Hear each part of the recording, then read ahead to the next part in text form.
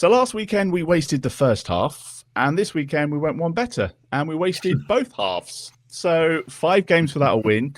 A lot of angry people yesterday, Glenn, after the game. Is it on the manager? Is it on the players? Is it a bit of both? What are your thoughts after that result?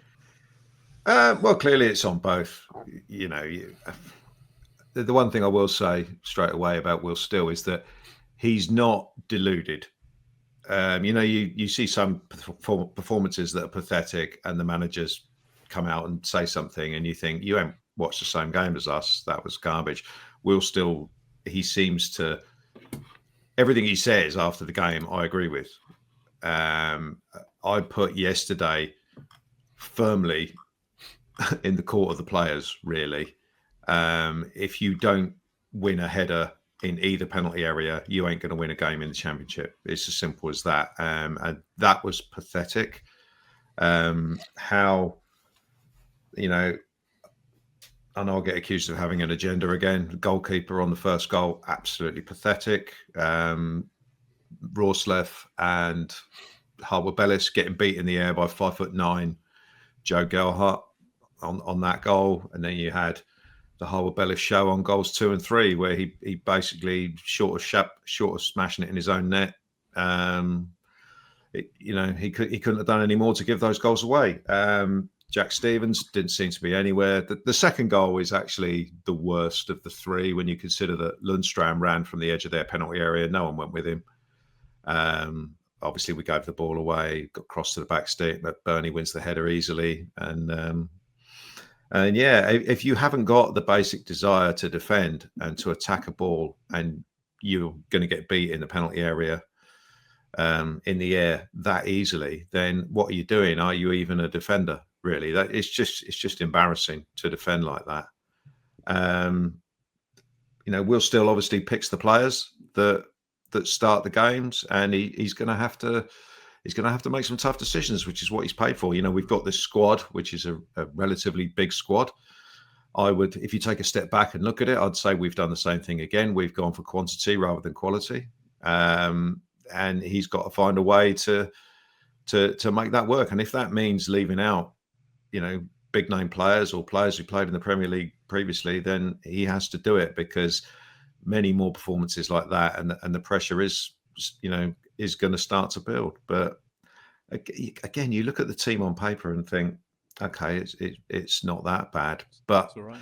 some of the substitutions that were made for it, you take Tom Fellows off, it was our best player, really, and you take him off, and everything that happened sort of like post substitutes, it is kind of irrelevant because the game's already dead. I know we scored a nice goal in the last couple of minutes when, ironically, Ryan Fraser became the first player to win a header in the opposition box, all 5'3" of him. Damien Downs, he was useless, completely useless. And the one time he got the ball in the situation that we thought he was good at, going through on goal, he managed to not even get it on target when he just had the keeper to beat. That was really poor. And it was just dreadful all round. Too many players just not putting in the basic requirements that are needed to win games in the Championship, and it was shocking. We've been talking about Flynn Downs and how he struggled with sort of like passing the ball forward, but again, you take him out the team, midfield's gone nowhere.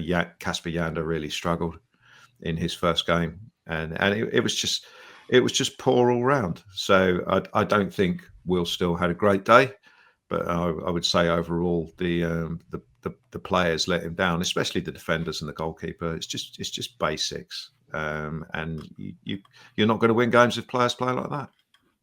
You must have been a bit angry, Steve. That's quite a long trip yesterday, and you'd have expected at least a bit of effort. It was very wet. It was not particularly fun trip. I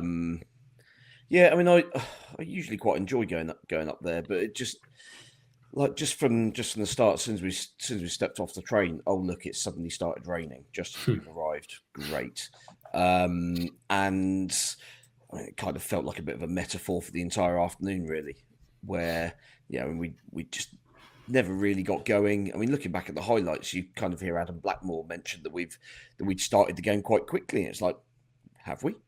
I mean, maybe in comparison to last week, but we were effectively in reverse last week. So I'm not sure standing still is something to necessarily be praised. But yeah, it's just I'm always kind of reluctant to rush to judgment and say, well, correlation equals causation, if you like. Bit of a cliche, but I don't like people are sort of drawing conclusions from the fact that we've obviously gone 4 at the back in the last 2 games, and we've suddenly stopped creating loads of chances. Whereas when we were playing wing backs, we were creating loads of chances and just missing them. I'm not sure that's necessarily I'm not 100% convinced that they're linked.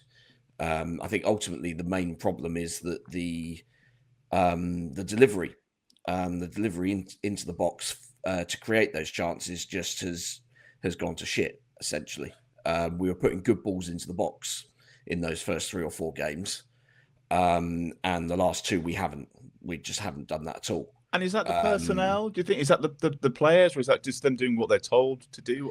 What do you think's gone wrong there? I don't think it seems quite basic, doesn't it? I mean, I find it difficult to believe that Ryan Manning is deliberately shanking a cross into the back of the stand. That's not what he's trying to do. And it's just I think you get into this little rut and suddenly you lose confidence and you kind of stop doing what you're good at. I mean, I think case in point, I don't want to pick on Manning. Actually, he was one of the few that looked vaguely competent for most of his time. Wasn't the worst, was he? But I mean, he obviously had a free kick in prime position in the second half. I think we were already 2 down at that point. And I mean, you might as well have been sort of on the side of the rugby league team that also play at that ground. Kicking the conversion, because it's not gone anywhere near the goal. It's gone so far up and over. But that kind of shows where we are at the moment in terms of there's obviously been a draining of confidence. The new players coming in haven't hit the ground running like we were hoping they would. Azaz was decent for an hour at Watford, but has basically been anonymous the last 2 games. Mm-hmm. And in the position that he occupies, he's so important that we need him to be kind of constantly involved and always getting the ball into his feet, sort of in between the lines. Did a little bit better second half. There were a couple of times where he managed to kind of nick it past a midfielder and get on the run. But then once again, much like last week against Pompey, the final ball or the final decision to play the final ball was way off. So yeah, he did send Downs through, didn't he? He did put that pass through. Yeah, that was a good ball. And in fairness to Downs, I think he was kind of forced to the left by the position of the defender alongside him. So, like where I was stood, it kind of looked like he'd gone completely clean through, and he'd actually elected to go onto his weaker foot. But actually, sort of having seen the highlights back, he's been kind of forced that way. Got decent contact on the shot. It's just nowhere near being on target. And when you're that close to goal and you're running effectively through, you just got to hit the target. Yeah. And I mean, how many times do we see like a centre forward go through in that position? I mean, even if you hit it straight at the keeper, there's a pretty strong chance it goes through his legs because he's not got the time to react to it. So it's a different game then, isn't it? Yeah, different game then if that goes in. Yeah, you go in there and all of a sudden it's 1-1, and Hull's defensive frailties get put to a bit of a test. But it was noticeable that the Hull manager was actually did his local BBC radio interview after the game, and actually was quite happy to quite sort of freely call out, well, we've seen that Southampton has struggled with crosses into the box, so we just thought, well, we'll play on that, and we'll just put balls into the box, and yeah, it caused absolute chaos. So yeah, defensively, I don't quite know where we go from here. I mean, it's not like we don't have a lot of defenders. We've got central defensive options that we can chop and change. I mean, if there was kind of any real suggestion of a meritocracy in terms of selection, then, I mean, as Glenn mentioned, Harwood-Bellis should be sitting out that game next week. Yeah. But we'll see. I would be amazed if he's not named on the team sheet alongside Jack Stevens. But Nathan Wood hasn't really done anything to deserve being left out, so maybe he gets a game alongside instead. And obviously Ronnie Edwards has vanished off the face of the earth, because of course we want to load the bench up with all the attacking options. And Joshua Kwasi as well, of course, who was brought in the summer early doors. Supposed to be athletic and decent at winning the header, and he can't get anywhere near the first 11 at the moment. Yeah, I mean, Kwasi, we obviously saw him have a bit of a struggle away at Ipswich, and was kind of taken out of the firing line for a bit. But yeah, so obviously he struggled at Ipswich, and he had that one bad game where he made a couple of half mistakes. One of them led to a goal, I think. Harwood-Bellis just given 3 goals away. Is he going to be out of the team for 6 weeks, or is he going to stay in the team every week? Well, I mean, let's be honest. You'd expect Nathan Wood to come in, wouldn't you? Let's be honest. I think we know the answer to that. And yeah, realistically, he will probably still be in the side next week. But we'll see. Yeah. I think the fact that Liverpool game's on Tuesday makes it easier for Will still, because I personally believe they will go back to the back three, and I believe that he will name Nathan Wood, Jack Stevens, and maybe Harwood-Bellis or somebody else. And I think that they'll put in a 55, 60-minute performance against Liverpool where they look okay, and that would be justification enough to then name a back three again on Saturday against Middlesbrough. That's sort of the vision I see for the next 7 days. We signed all these wide players to play a 4-2-3-1. Right, but what you can do is what you can do in theory. If you play a three at the back with the 3 centre halves, you can put Ryan Fraser at right wing back, drop Roslev, and you can play Fraser and Fellows on the right, both obviously crossed on their stronger feet, and then you can play whether it's Finn Azaz off the left and a number 9 as well, and Flynn Downs and Shea Charles in the middle. So I think there is a team you can put together there with the 3 at the back. So yeah, that's what I see happening in the next couple of days anyway. Because he said he's not wed to a certain formation, is he, Alfie? But whatever he's tried at the moment isn't working. So he by his own admissions, he's willing to try things just to win games. So you'd expect some changes. Yeah, and look, he said, regarding Damien Downs starting, that obviously Cam had a bit of tightness, so it sort of made that decision easy, and he just wanted to try something else and give that a try. I think was the exact words with starting Damien. He'll make changes. I'm not massive on managers making changes constantly. It's one of the things I criticised Boston Martin for at the start of the Premier League season. I think you need to have a little bit of stability, a little bit of structure. But ultimately, I know Steve has sort of said that there isn't necessarily a correlation between playing the 2 systems and the outcomes. But in the 3 at the back, they did create loads. Like you can say, for whatever reason it was, but they've got the most XG or top 3 XG in the league because of the chances they created in those games. They've created the square root of fuck all in the last 2 games in the 4 at the back. So everyone's talking about play 4 at the back. It's 3 is too defensive. Go into the 4, and I don't remember a chance they've had into 2 games. I mean, Adam Armstrong does well to score, to be fair, with his one, but they've not created anything. So for me, I would go back to basics. There's nothing wrong with trying to win a game 1-0. I would go back to basics, put the 3 defenders in. Admittedly, that hasn't necessarily yielded clean sheets anyway. Have a strong midfield of Shea Charles, Flynn Downs. The progression is a problem. How do we get the ball forward? We've seen that be a problem already. But as Glenn said, Kasper Yander clearly is, he struggled. He struggled a little bit at Hull. He probably isn't ready to start again.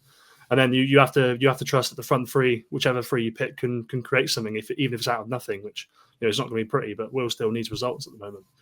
More than anything. Can we talk about the strikers? I mean, my God. Well, yeah. The quote I think was that Damien Downs came in, and I kind of made a note of it because he said, "Well, we may as well try something else," which to me is not exactly a glowing endorsement from your boss, is it? But the way Will still speaks is like, if you actually watch the clips, it doesn't sound as sort of blasé and casual. I think that was taken out of context. It's not. He's not just saying, "Oh, well, we're chucking darts at a board and seeing what comes up." He's just very relaxed about the way he talks, but it kind of looks like that.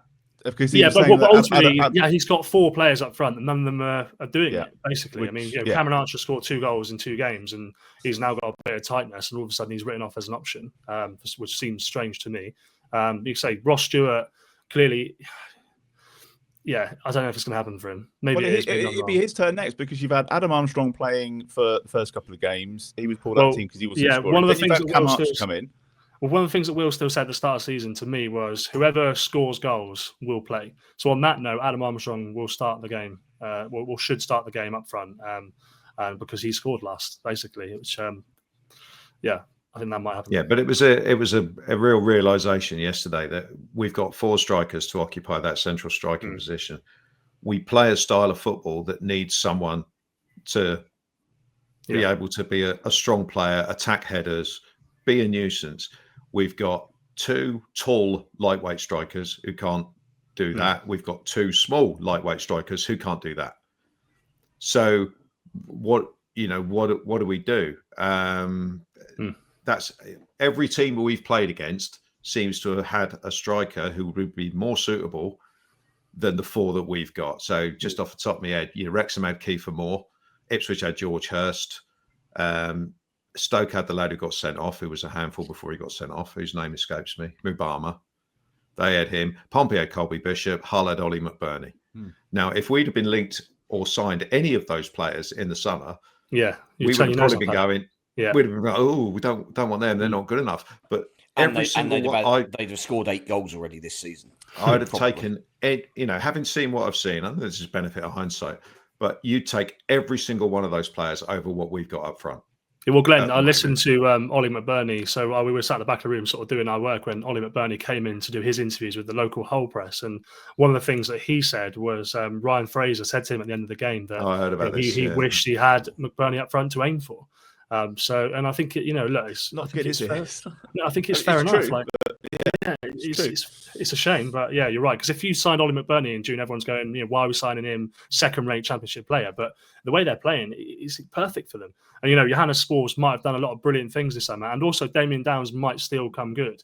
But at the moment, it's very much looking like Johannes has let Will Steele down there with Damien, and that he's not what they need right now, and that's a problem. We're back to the recruitment thing again, though, aren't we, Glenn? We haven't bought in the right, it would seem, and you have to take it in the context of it has only been 6 games and it's early doors. But you're looking at some of the players they bought in the summer, and they've not improved the side. They can't even get in the side. Well, there's 3 that have come in from Bundesliga 2 who are young. So you got Kouaji, you got Yanda, and you got Downs, who are all under 22. None of them look ready to make an impact. And it's early days. Yanda, we've only seen him for 1 game, so that might seem harsh to say that, but they're all the same sort of level player in terms of who they've played for and what league they've played in the past. They're all the same sort of age, so it doesn't, on the face of it, look like they've got it. Cienza might be slightly different, even though he's German football again. He's a little bit older, and he's actually played in the Bundesliga for a season, I think. Yeah. So. I mean, it's very slim pickings, but I actually thought he looked quite interesting when he came on. He's a foul back, isn't he? He wins free kicks every 2 seconds. He wins a lot of free kicks. He doesn't have rolled around, though. The first one that he thought he got, basically the ref wasn't having any of it, just told him to get up. There was 2 hands in the chest. That was a foul. I think that'll happen quite a lot. Yeah. But what I liked about him is that he wasn't just sticking to his left wing slot. He was working across. He was trying to make himself available, trying to get involved in the game, because he gave. I thought it was a decent attitude to have as a substitute. I'm trying to get myself involved here. I'm trying to do something. If he just stood on the left wing, he would have only touched the ball probably twice. So, he might turn out. He gives me a little bit more confidence as a new player that he might turn out to be a little bit decent. He's obviously confident enough. He wanted to take that free kick that Ryan Manning put on the moon. So maybe the lad's got something about him, but yeah, I mean, it was a big jolt yesterday. I think a number of us thought that you go down to the Championship like we did last time, and you're going to start picking things. Things are going to start picking up. But when you have a look at it, someone said to me, replied on Twitter that we got a better squad than we had last time. No, we haven't. No. If you look at, off the top of my head, Walker Peters, Adams, Bednarek, Stuart Armstrong, they walk into this team. Yeah, they're all better, and I'm sure there's others as well that we haven't got. You had in like Brooks and Rothwell, didn't you? Brooks, yeah. Oh no, not Rothwell. Not Rothwell. He's got a couple of good goals there. No, but I mean, yesterday was another example of if Joe Aribo's still around, they've got to get him involved again as a cover, as a as an front. option for the centre of midfield. No, I'm not sure about that. You got a bit of run, haven't you? But so the recruitment at the moment is looking more quantity than quality, which is basically what we did last year. We didn't have a decent enough team to put on the pitch. The team should be first, the squad should be second. And obviously you've got to have a balance there, but at the moment, clearly these players were bought with the intention of being first team starters because they started the season as such. So your Joshua Kouachi was bought with the intention of starting every game because he started the first 2 or 3. And maybe they will be in time, but at the moment, based on what we've seen in the opening 6 games, they all look a bit rabbit in the headlights to me. So how long do we give them? I guess that's the big question, isn't it? How long do you give them? When do we start to panic, Alfie? Yeah, I tweeted this yesterday. I mean, look, it shouldn't need saying, but more than 3 games is definitely the answer for any of these players. As bad as I hate to sing them out, but it's not very useful. Damien Downs has looked like I'm not going to write him off yet because there is a lot. He hasn't played many games. It's his first start on the weekend. He should be a while before he gets another one, clearly, but it was his first start. With Joshua Kouachi, it's 2 or 3 games. With Tom Fellows, it's 2. And Tom Fellows looks useful, by the way. Tom Fellows looks like a good player. He's got a bit about him. Leo Cienza, like Glenn says, there's interesting bits there. The fact he can play as a number 10 interests me. So if Finn Azaz does go off the ball for a long period of time, he can come in and play that role. Finn Azaz, again, he's played 3 games. He scores a load of goals, a load of assists in the Championship. So give him more time than he's had. But you can't sit there and watch what's going on and be happy with it. And Will Steele is obvious about that as well. He's pointed that out. He issued an apology to the fans who travelled to Hull, and quite rightly, and he took responsibility for it. He points out the fact that the players have made mistakes, but ultimately, it's up to him. He picks the team. He's they're making mistakes doing the things that he's telling them to do. So he's honest about that. And he admits that and he apologised. And, all we need to do now is just see the team improve. And it's a tough run of games they've got. So it's not going to be easy. Yeah, it's a shame it's Liverpool on Tuesday, isn't it, and not someone else. The only other thing they talked a little bit about, the hangover from last season and the team that's being regularly beaten, and obviously, nothing was great, but there's not that many of them. I was looking through earlier today. You got obviously Harwood-Bellis, Stevens, Manning, who were probably regulars last year, Flynn Downs to a certain extent, Cam Archer. There's some new players that they've brought in. I don't know how long they can use that as an excuse for. And I wonder whether I think it just stinks of it at St Mary's, and I just think they're losers. And I don't mean that in the sense that they're bad people, but they've lost a lot of games. What is it now? It's 3 wins since the playoff final, isn't it, in the league? Yeah, something like that. That is outrageous. Yeah. I mean, think of how long ago that is. They've gone 5 games without winning in the Championship. Maybe it's more our problem as fans because this is the thing. I mean, we are the constant, aren't we? We are the ones that have been there the whole time. And everybody that's going to these games is battle weary, and we know, we've seen so many defeats and so many different types of defeat in the last 15 months or so. Different ways to lose. any possible way to lose a game of football, we found a way to do that in the last 15 months or so, and so. I think there has been this. I mean, modern society is a lot more impatient than it used to be. Everything demands an instant reaction. Everything demands instant recrimination for mistakes made, and we see that in political life. We see that in sporting life. Managers don't last very long. The average tenure of managers, I think. Pre-COVID, I think even back then it was 18 months was your average tenure. I mean, it won't even be close to that now. And I mean, you're going to see a whole load of managers, both Premier League, Championship, because there's so much at stake.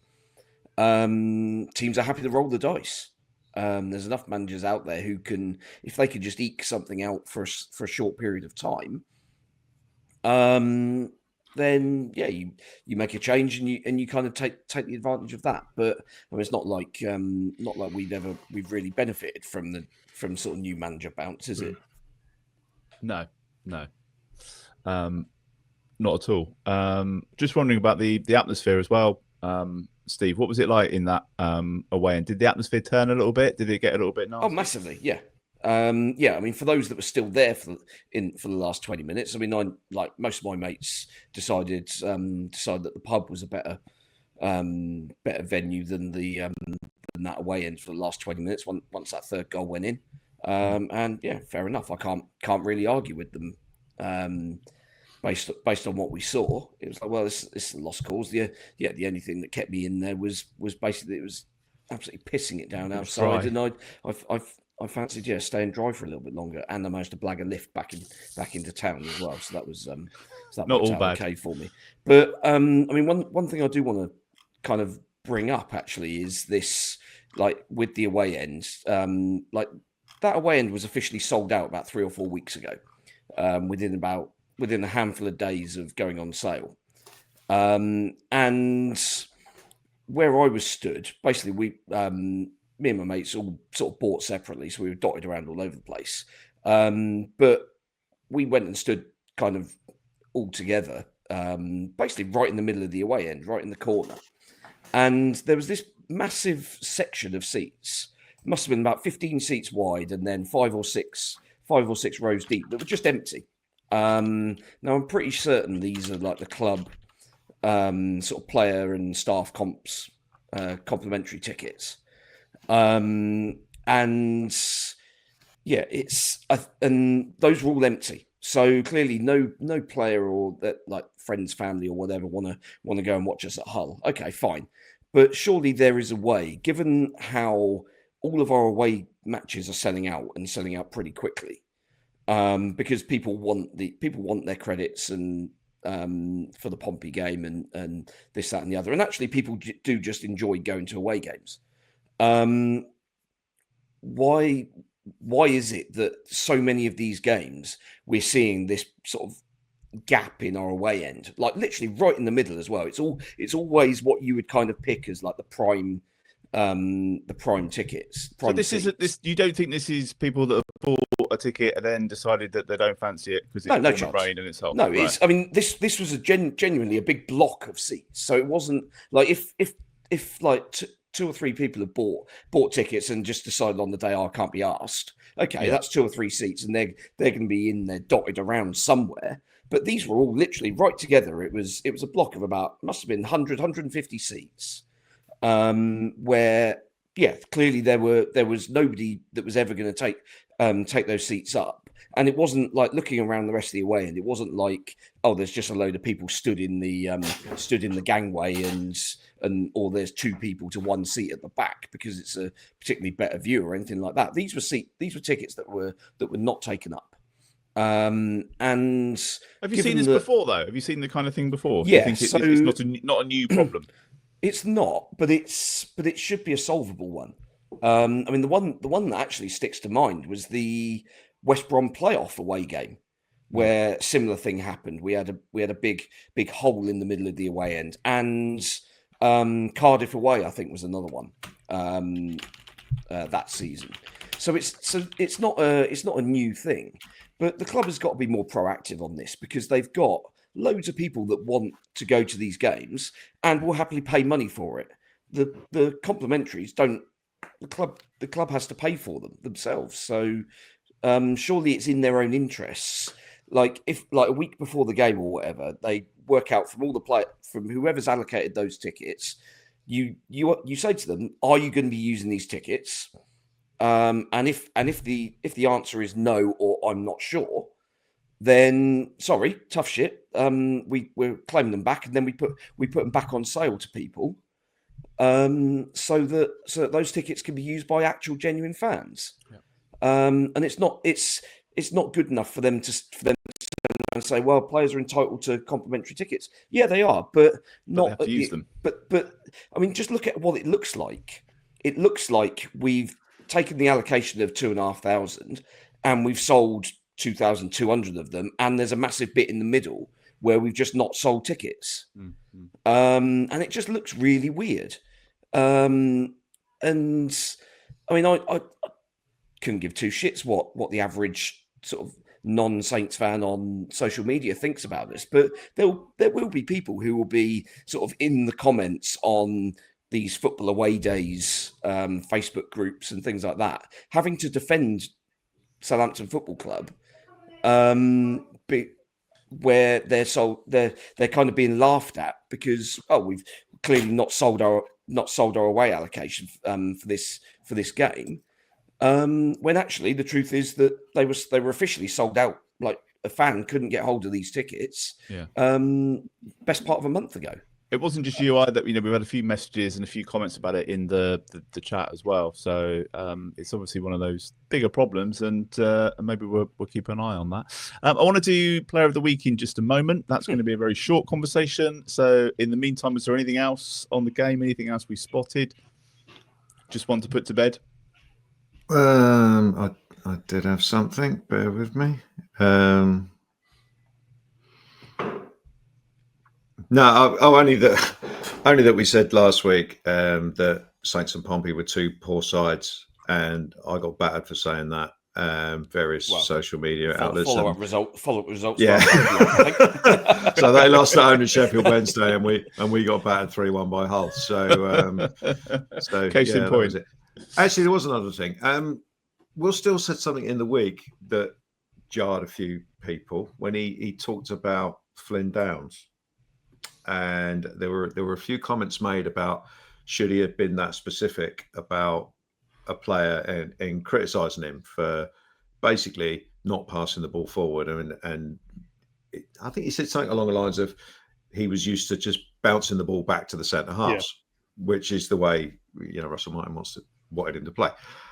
I was interested in that because I think managers should be able to be a little bit more honest about players, but as we know, the modern day footballer won't like that sort of thing. I'm sure Alfie likes it when managers are, give good copy like that, and they start saying things that make good articles, good quotes, and stuff like that. And there was someone else compared him to Ronald Koeman, who used to do that sort of thing, and I thought at the end of the day, Ronald Koeman can do what he likes, because at the end of the day, when it push comes to shove, he could turn around and go, "I'm Ronald fucking Koeman," and who and when football is talked about in 100 years, they'll be mentioning my name, and that's it. So, and then another that train bloody of thought red was card that, in Rotterdam. Another school of thought was that Will Still is maybe kind of trying to establish some sort of authority by saying this, because maybe in England we're not so accepting of people that come from unusual non-playing backgrounds. Legendarily Clive Woodward, we tried that, didn't we? And no one. So I was just wondering what people thought of that, bearing in mind the sort of pointed nature of what Will Still said during the week. Do you think there's anything in the fact that he didn't play as well then, bearing in mind that he kind of down tools a bit last year, didn't he? And he was after the move. Do you think there's anything more to it than the fact that he was ill again? Yeah, look, we know that he has a history of illness, so it's not exactly a massive surprise if he misses days of training through illness. And Will was quite complimentary about Caspiander in the build-up to the game, so it was quite likely just an easy chance to take Flynn out and have him missed a day or two, and use that as a sort of a rod to do it with, I guess. But on Glenn's point, personally, I think at the end of the day, whether he's played or not, and I get it, obviously, I understand the whole Ronald Koeman point, but whether he's played or not, he's been picked to be the manager of the club for a reason. And he has the authority to do and say pretty much what he likes in terms of that. The players are there to play for him. Now, obviously, he's got to be careful. He's got to be sensible and manage the group and manage players and stuff like that. But ultimately, they play for him. And if he's pointing out something which is blind in the obvious, and also in that quote, Glenn, he took responsibility for the mistake that Flynn Downs made in a game against Stoke. When he I think it was Stoke, it might have been different. When he turned in possession and turned into midfielder and they conceded.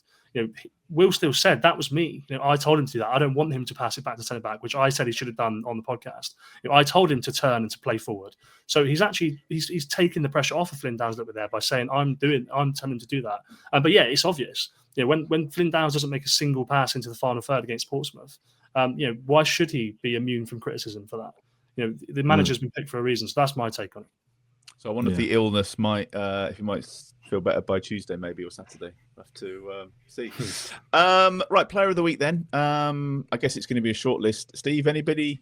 Your face. Anybody that's worth a nod? I was thinking maybe Shay Charles, but we should talk about goalkeepers before we move on. By the way. Oh, go on. Yeah, of course. Yeah, there's not a lot to say on it. They've got a choice of two, and it's which ones you want. Basically, Glenn kind of felt like you were going to get a pile on if you criticise Bazunu, don't you? But I couldn't care less. You've got to pick McCarthy. He's the best goalkeeper. Best goalkeeper we got. If you look at the numbers again this season, the numbers in terms of sort of XG prevented, in terms of the quality of chances that Bazunu's conceded, are not actually too bad. But he has got the lowest save percentage of anybody in the league again. And where that can be a cruel mistress because shots can be in the top corner and all this sort of stuff. Well, I mean, look where Lundstrom scored from. Yeah. He's got no chance. Exactly. He's got no chance on that one. But the first goal, he's dived. He hasn't gone anywhere. He should have just caught it. I don't know what on earth he's doing. You're taught to push the ball away from goal. He's pushed it into the middle of the goal onto the onrushing player. I'm sorry, that is garbage. And I know Roslev and Harwood-Bellis got beaten in the air by Gelhardt, but honestly, that was so bad for a goalkeeper to. Yeah, there can be more than one thing wrong with a goal, can't there? And clearly there were a lot of things wrong with that one. Yeah. I mean, I like Gavin, and it'd be a shame if I upset him if he cares at all what I think. I'm sure he doesn't, but I've been surprised before. But my opinion is that Alex McCarthy's a better goalkeeper with his hands. It's quite simple for me. He saves more, he keeps more out, he catches more. He's got a better command of his area. Gavin's brilliant with his feet, absolutely superb with his feet. But I just think we've seen enough now. I think we've seen enough where it's just too many goals going in. And he's made good saves this season, Gavin, to be fair. He's made the Rex. Yeah, he has. But he started the season quite well, and I remember saying if he carries on like this, then he's good enough to keep his place, and he's good enough to have a good season. But I also remember saying he can't revert back to what he was before, where he seems to let in every single shot. And as I said, the Stoke goal, I was kind of looking at him. The Watford goal, I was kind of looking at him, and that one yesterday was just was just awful. And I just think it's time to pick the more experienced player. And as you said, we're struggling with balls into the air. Let's pick the goalkeeper who's most likely to come out and clear up and take the pressure off by catching a high ball. Kind of comes back to the Harwood-Bellis thing, doesn't it? In that the Liverpool game on Tuesday might just be at the right time because he comes in, he plays well, and then that makes it a little bit easier for Saturday. Yeah. So we'll get onto that in just a sec. So player of the week, just to tick it off. Any offers? Anybody at all? Yeah, we'll stick Ryan Fraser down for the 17th time in a row. Just player of the season so far after 6 games. I mean, it's nuts, isn't it? Yeah. Fellows was decent. Armstrong scored for the goal, and it's another goal, by the way. It's a great. Yeah. I mean, it's a great finish, great touch and finish. Yeah. So yeah, as you said, I mean, we would be absolutely fuming if we conceded that goal, mind you. Like three defenders all being kind of sent completely in the opposite direction by a Ryan Fraser header. And then leaving Adam Armstrong unmarked 10 yards, basically on the penalty spot, to control it and turn and hit it in the corner. I think that's the big frustration, though, is that Hull are, and fair enough, they were better than Southampton by a mile. They deserve their points. There's no question, but they're not a great team. The fact that we've been bullied by that team is why everyone's so worried and why it's so frustrating, because it's blueprint for everyone else, isn't it? Yeah, the first 50 minutes, Steve, you mentioned, did we actually start that fast? Was it actually that good? And probably not on reflection, no. But I did feel in that first 10 or 15 minutes, all right, there's a game to be won here. This team can be better than that team, and they just end up getting absolutely battered. And I just don't know where it came from. I don't know how it was so poor. Don't know where that came from. The spine. Look at the spine of the Sheffield. I was going to say Sheffield United. For a reason, because they're all ex-Sheffield United players. The spine of the team was Egan, Lundstram, McBurney, 3 ex-Sheffield United players who were all experienced Championship players. I mean, but Lundstram was in Scotland, wasn't he? Was he at Rangers for a bit, and then went to Turkey or something? So, these are players that are solid at Championship level, and those 3, and they had all the sort of like pace in various wide areas that caused us problems, and they knew what they were doing. They obviously had the plan. As soon as the ball went wide, get the ball into the back stick, and go for this weakness that we've got, as their manager identified. And so their game plan was simple, and that's the worry for me. It is very simple to replicate for anyone else, isn't it? And it's it's to the strengths of 55-60% of the teams in the Championship, because a lot of them will have an average side with a decent defence and a battering ram up front. Yeah. Do you guess who's got the most possession of any team in the Championship this season? Is it us? Is it us? Chance? Southampton. Yeah, still keeping hold of the ball, and I think maybe that's the element of where Will Steele was talking about that sort of that muscle memory kicking in, because they don't need 60% of the ball, they don't do anything with it. All right, we'll go with Shay Charles, Ryan Fraser, Fellows, and then Adam Armstrong for the goal. Yeah. So there we go. Right.